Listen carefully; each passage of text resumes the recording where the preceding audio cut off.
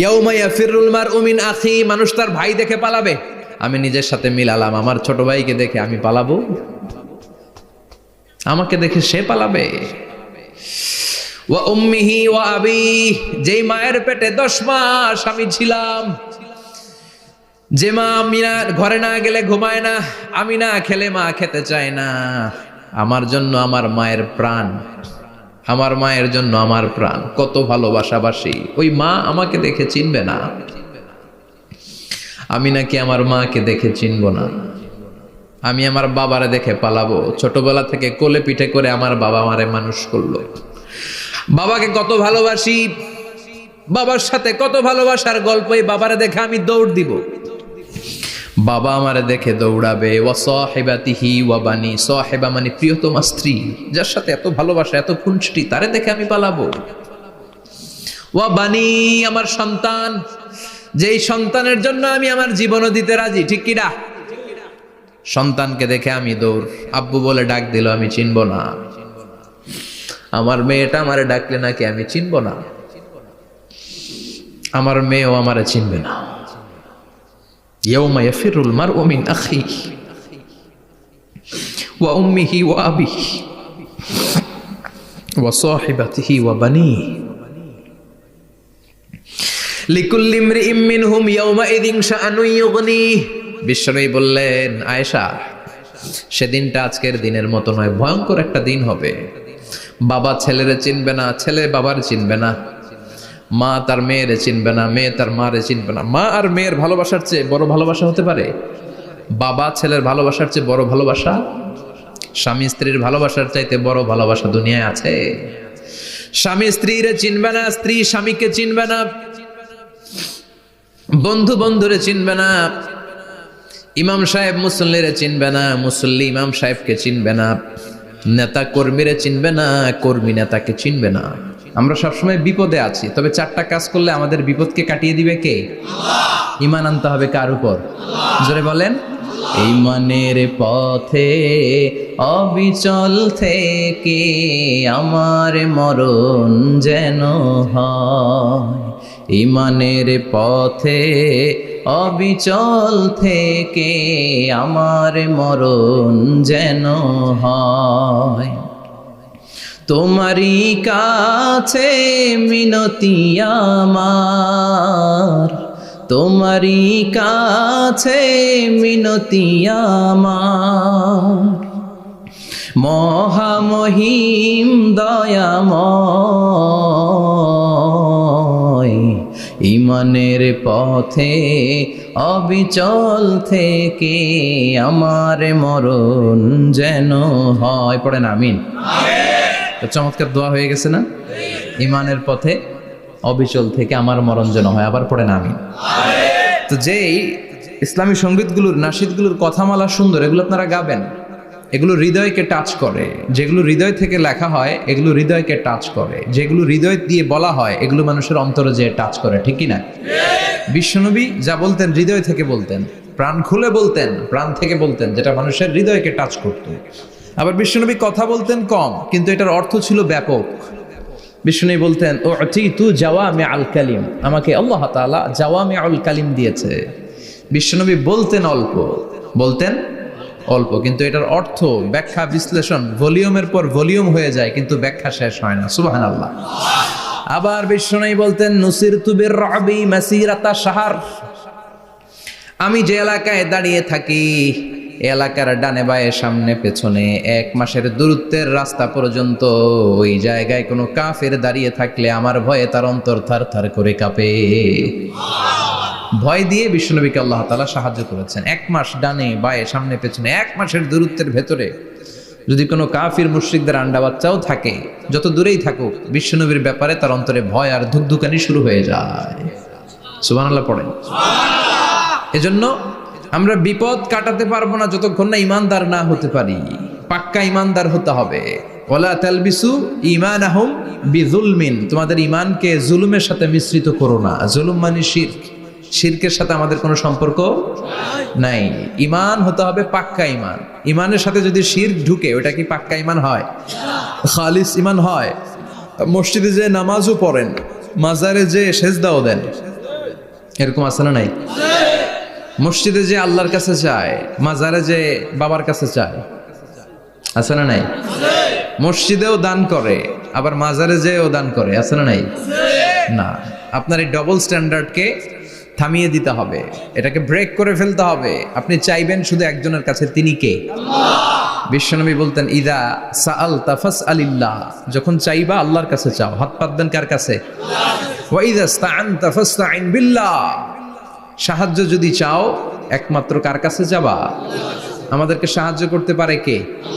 বিপদে পড়লে উদ্ধার করতে পারে কে? কবরে মাজারে পড়ে থাকা ব্যক্তি আমাদের উদ্ধার করতে পারে? কথা বুঝতেছেন তো? সহজ না কথাটা? এতজনের কাছে যাওয়া যাবে না, এতজনের কাছে মাথা নোয়ানো যাবে না, নোয়াবো এক জায়গায়, তিনি কে? আবার বিশ্বনবী বলতেন, এই শিরিক হচ্ছে আখফা মিন দাবিবিন নামাল, পিঁপড়ার গুটি গুটি পায়ের চেয়েও শিরকটা হলো বড় সূক্ষ্ম। পিঁপড়া যেমনি গুটি গুটি পায়ে মিষ্টির দোকানে ঢুকে যায়, যে মিষ্টি নষ্ট করে, শিরক তেমনি তোমার ভেতরে ঢুকে তোমার ইমানকে নষ্ট করে দেয়। আখফা মিন দাবিবিন নামাল। আপনি পাহাড় পরিমাণ গুনাহ নিয়ে, হাদিসে কুদসিতে এসেছে, সাগরের ফেনা পরিমাণ পাপ নিয়ে আল্লাহর কাছে হাজির হয়েছেন। আল্লাহ, আমি পাপী, আমি কি? পৃথিবী না জানুক আমি তো জানি, আমি কি পাপ করেছি হায়। পৃথিবী না জানুক আমি তো জানি, আমি কি পাপ করেছি হায়। আমার পাপের করলে বিচার, বাঁচার উপায় নাই আমার। দয়াময় প্রভু মাফ করো আমায়, মাফ করো আমায়। পড়ে না আমি? আমরা সবাই পাপী। আমরা কি? বিষ্ণু বললেন, কুল্লুকুম খাত্তাউন, তোমরা সবাই পাপী। ওয়া খায়রুল খাত্তাইন আত-তাওয়াবুন, আর এই পাপীদের মধ্যে সবচাইতে ভালো পাপী ওই পাপী যেই পাপী পাপ করার পরে তওবা করে কার কাছে? এজন্য আল্লাহ বললেন, ইয়া আইয়ুহাল্লাযীনা আমানু তুবু ইলাল্লাহি তাওবাতান নাসুহা, তওবার মতো তওবা করো, কান্নার মতো কান্না করো। চোখের পানি এটা একটা খুব পাওয়ারফুল একটা জিনিস, এটা আপনার পাপকে ধুয়ে মুছে সাফ করে দেয়, আপনাকে নিষ্পাপ বানিয়ে দেয়, ঠিক কি না? তো এই বিশাল পাপের বোঝা নিয়ে, পাহাড় পরিমাণ গুনাহ নিয়ে কিয়ামতের দিন যদি আল্লাহর কাছে আপনি হাজির হয়ে যান, ওই পাপের মধ্যে যদি শিরকের পাপ না থাকে, মানে কোনো মাজারে যে সেজদা দেন নাই, বাবার কাছে যান নাই, কোনো মাজারে মানত করেন নাই, মাজারে লাল শালু দেন নাই, মোমবাতি দেন নাই, আগরবাতি দেন নাই, মাজারে মুরগি মানত করেন নাই, এই পাপগুলো করেন নাই, অনেক পাপ আপনার আছে, কিন্তু শিরকের পাপ নাই। কোন পাপ নাই? আল্লাহ বললেন, হাজার কোটি পাপ নিয়ে, পাপের বোঝা নিয়ে, পাহাড় পরিমাণ অন্যায় নিয়ে, গুনাহ নিয়ে যদি আমার সামনে আসো, আর এই গুনার মধ্যে যদি শিরকের কোনো গুনাহ না থাকে, তাহলে আমি আল্লাহ পাহাড় পরিমাণ দয়ার ক্ষমা নিয়ে তোমার কাছে হাজির হয়ে যাব। সুবহানাল্লাহ। এজন্য শিরকের সাথে আমাদের কোনো সম্পর্ক, এই শিরক করলে তার মাফ নাই। ইন্নাল্লাহা লা ইয়াগফিরু আন ইউশরাকা বিহি, শিরক করে ফেললে আর মাফ নাই। এটা ভয়ঙ্কর, এটা ক্যান্সারের চেয়ে ভয়ঙ্কর। ক্যান্সারের অ্যান্সার আছে, শিরকের কোনো অ্যান্সার নাই। লা ইন আশরাকতা লা ইয়াহবাতান্না আমালুক, যদি তুমি শিরক করো, তোমার রোজা, নামাজ, হজ, যাকাত, জিকির গুলারে বাতিল করে দিবে কে?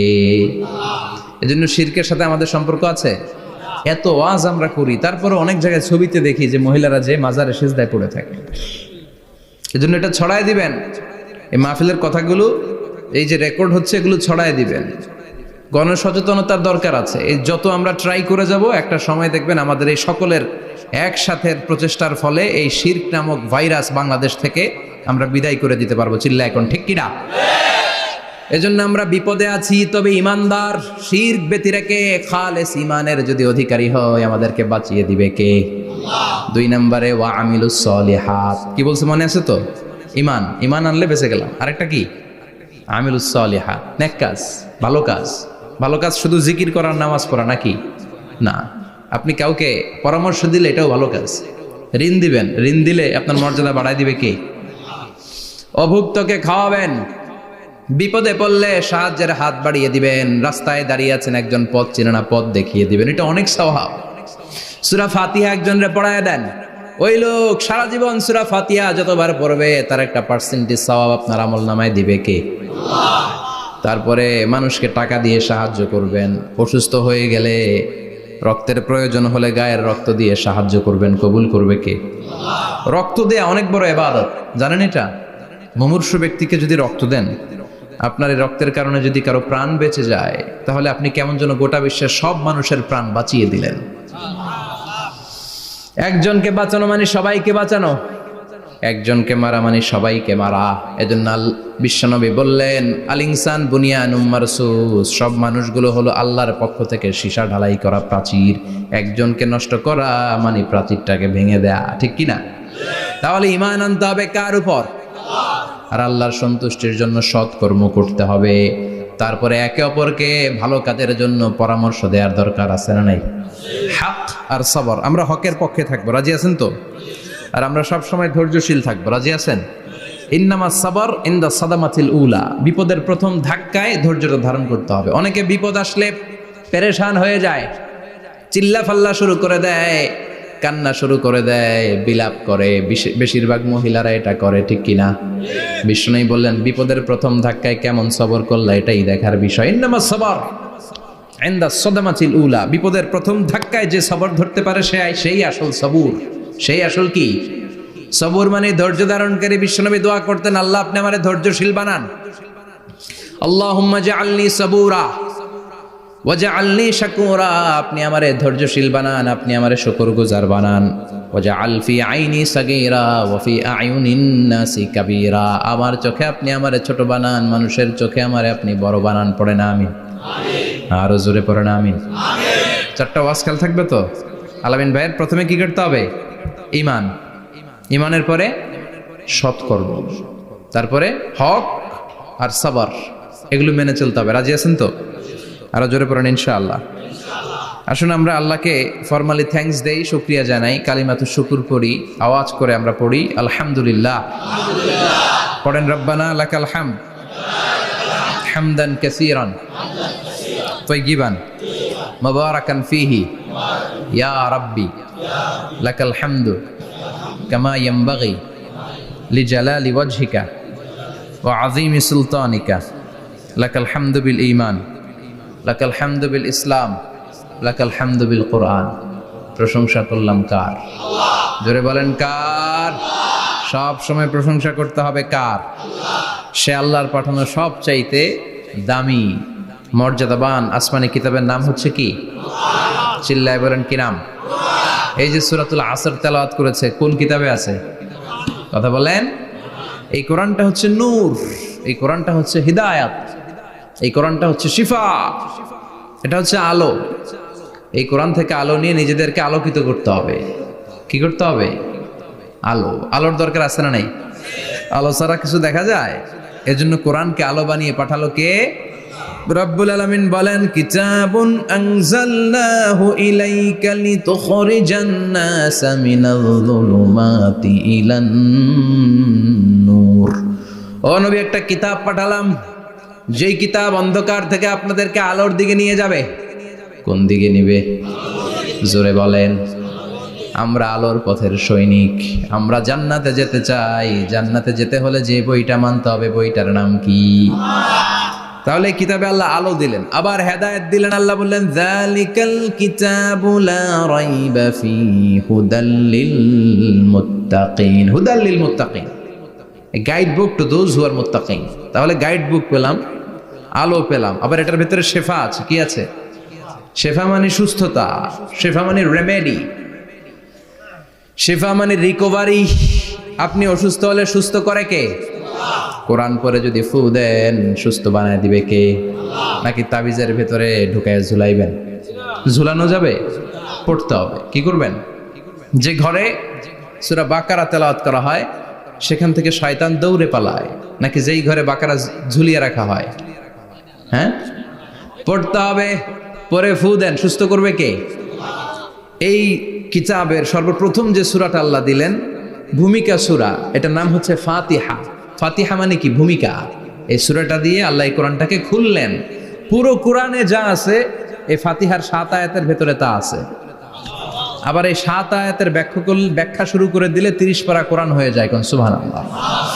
আবার আল্লাহ এটার নাম বিশ্বনবী নাম দিলেন সূরাতুশ শিফা, শেফার সূরা। অসুস্থ ব্যক্তিকে সূরাতুল ফাতিহা পড়ে ফু দিলে সুস্থ করে দেয় কে?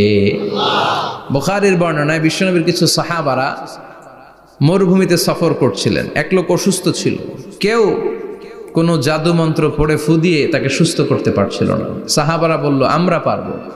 সবাই বলল তোমরা বেদুইন, পারবা কেমনে, যাও মিয়া। সাহাবারা বলল আমাদের কাছে এমন জিনিস আছে, এটা পড়ে ফু দিলে অসুস্থরে সুস্থ করে কে? সবাই বলে তাইলে আসো সুস্থ করো। সাহাবারা বলে তাহলে আমাদেরকে খাসি দিবা 100টা, এক পাল ছাগল দিবা, কতিফু গানাম। বিশ্বনবীর এক সাহাবী ওই সাপে দংশন করা লোকটার পাশে বসে সূরাতুল ফাতিহা পড়ে ফু দিতে দেরি মুহূর্তের মধ্যে অসুস্থ ব্যক্তিটারে সুস্থ করে দেয় কে? বিশ্বাস হয়? হ্যাঁ, বাবুল ইস্তিশফা বিল কোরআন, কোরআন দিয়ে শিফা নেওয়া। কি নেওয়া? শিফা। অসুস্থ হয়েছেন, সূরা ফাতিহা পড়েন, সূরা ইখলাস পড়েন। বিশ্বনবীর হাতে একবার বিচ্ছু কামড় দিল, বিশ্বনবী সূরাতুল ইখলাস পড়লেন, সূরাতুল ফালাক পড়লেন, নাস পড়ে ফু দিলেন, ভালো করে দিল কে? আমরাও যারা অসুস্থ, আমরাও যদি ইখলাস ফালাক নাস পড়ি, ফাতিহা পড়ে ফু দেয়, আমাদেরকে ভালো করবে কে? বিশ্বাস হয়? বিশ্বাস হয় না কার দেখি? সবার হয়? আল্লাহ আমাদের বিশ্বাস কারো মজবুত করো। আরো জোরে পড়ি আমিন। আসেন আমরা সরাসরি এবার তাফসিরের দিকে যাই। আমি ছোট্ট একটা সূরা তেলাওয়াত করেছি, 11টি আয়াত বিশিষ্ট। সূরাটার নাম সূরাতু আল কারিয়া। কি নাম? সবাই বলেন, সবাই বলেন কি নাম? আল কারিয়া। মাক্কি সূরা। কি সূরা? সবাই বলেন। মনে রাখতে হবে এই যে উনি সূরা আসর থেকে কি বলল, কি পয়েন্টস গুলো নিয়ে যেতে হবে, যে এটা এটা এটা। সূরাতুল কারিয়ার কি পয়েন্টস গুলো কি নিয়ে যেতে হবে, এইটা এটা এটা। সূরা ফাতিহার মধ্যে আল্লাহ বেসিক কি কি পয়েন্ট হাইলাইট করেছেন, এগুলো আমাদেরকে শিখে যেতে হবে। তা না হলে শুধু আসলাম, স্লোগান দিলাম, কাঁদলাম, মোনাজাত ধরে জিলাপি নিয়ে চলে গেলাম, কোনো লাভ হইল? কথা বলেন। তো আমরা যে সূরাটা থেকে আজকে কথা শুনতে চাই, সূরাটার নাম হচ্ছে, সবাই বলেন, আল কারিয়া। আল কারিয়া মানে বিকট আওয়াজ। আল কারিয়া মানে কি? ভয়ঙ্কর আওয়াজ। ভয়ঙ্কর আওয়াজ শোনেন নাই কখনো? কোথায় শুনছেন? হ্যাঁ, বিজলি। ও বিজলিতে শুনছে, থান্ডার, বজ্রপাত। আসলে অনেক আওয়াজ হয়, তাই না? আপনারা আঞ্চলিক ভাষায় বিজলিতে কি বলেন? ঠেড়া। ঠেড়া।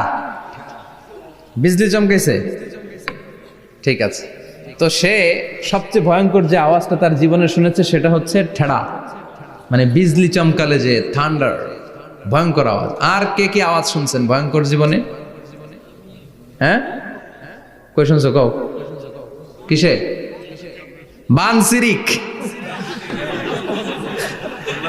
ঠেড়ার ডুপ্লিকেট ভার্সন বানসিরিক। আলামিন ভাই, আপনি সবচেয়ে ভয়ঙ্কর আওয়াজ কোথায় শুনছেন শুনি? মানে সবচেয়ে ভয়ঙ্কর আপনি আওয়াজ জীবনে কোথায় শুনছেন? এই যে টিউব ফুটে গেছে, অর্থাৎ টায়ার পাংচার হলে ভয়ঙ্কর আওয়াজ হয়। চমৎকার আসলে। তো রিক্সার টায়ারের চেয়ে ট্রাকের টায়ার পাংচার হলে আরো ভয়ঙ্কর আওয়াজ শুনছেন? রাস্তায় মাঝে মাঝে আমরা রাতকে রাত চলি, তো মাঝে মাঝে টায়ার পাংচার হয়, ভয়ঙ্কর আওয়াজ হয়, ভীষণ আওয়াজ। তার মানে বজ্রপাতে ভয়ঙ্কর আওয়াজ,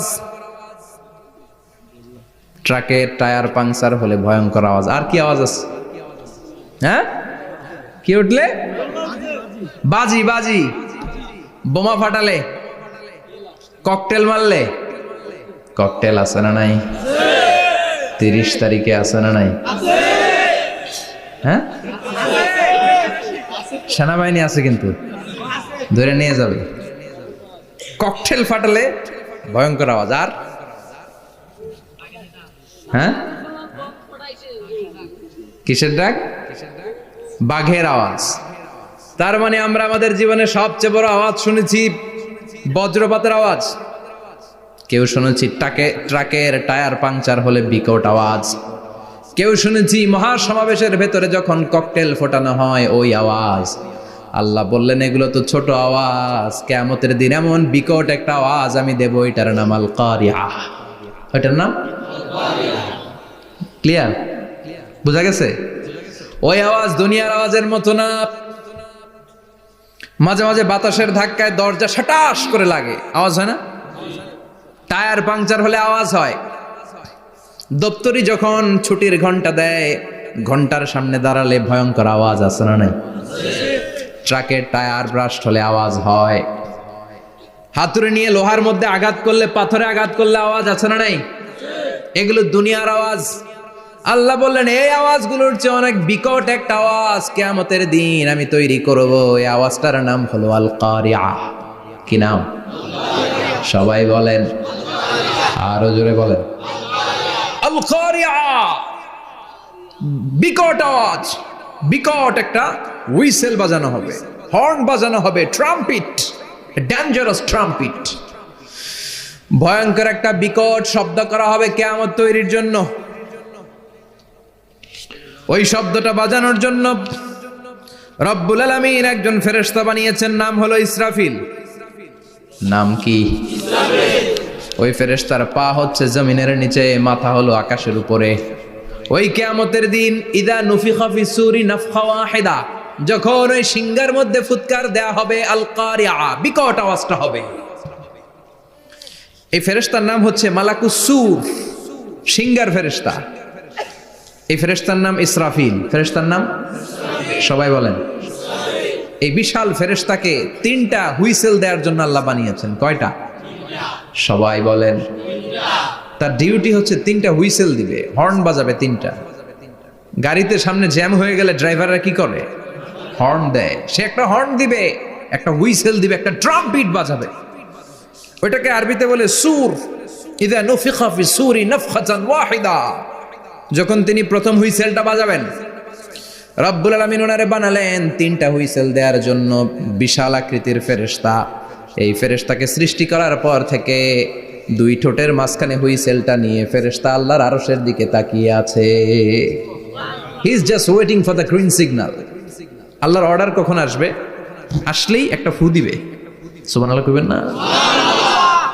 এই ফুটা দেওয়ার জন্য সে এখনো, ঠিক যে মুহূর্তে আমরা এখন তাফসীর শুনছি, সেই মুহূর্তে ইসরাফিল কি করতেছে? 2 ঠোঁটের মাঝখানে ওই হুইসেলটাকে রেখে জাস্ট অবজার্ভিং দ্য আরশ, আরশের দিকে তাকিয়ে আছে। যখন আল্লাহ বলবে শুরু করো, প্রসিড, মুহূর্তের মধ্যে হুইসেল বাজাবে। আর ওই হুইসেলের আওয়াজটাকে আরবিতে বলে আল কারিয়া। কি বলে? বুঝতে পারছেন এবার? সহজ হয়ে গেছে না? নরম হয়ে আসতেছে না সূরাটা? আল কারিয়া তার মানে বিকট আওয়াজ, বিকট হর্ন বাজানো হবে, ট্রাম্পিট দেয়া হবে, বিকট হুইসেল দেয়া হবে। এই আওয়াজটা দুনিয়ার দপ্তরির ঘন্টা বাজানোর আওয়াজের মতো না। এই আওয়াজটা ট্রাকের টায়ার পাংচার হলে যে আওয়াজ, ওইটার মতো না। বৃষ্টির সময় বজ্রপাতের যে আওয়াজ, ওইটার মতো না। ওই আওয়াজটা পৃথিবীর বুকে সবচাইতে ভয়ঙ্করতম আওয়াজ। ঠিক কিনা? ভয়ঙ্কর একটা আওয়াজ হবে, বজ্রনিনাদ, মহাপ্রলয়ের আওয়াজ। ওই একটা আওয়াজে সব লন্ডভন্ড হয়ে যাবে।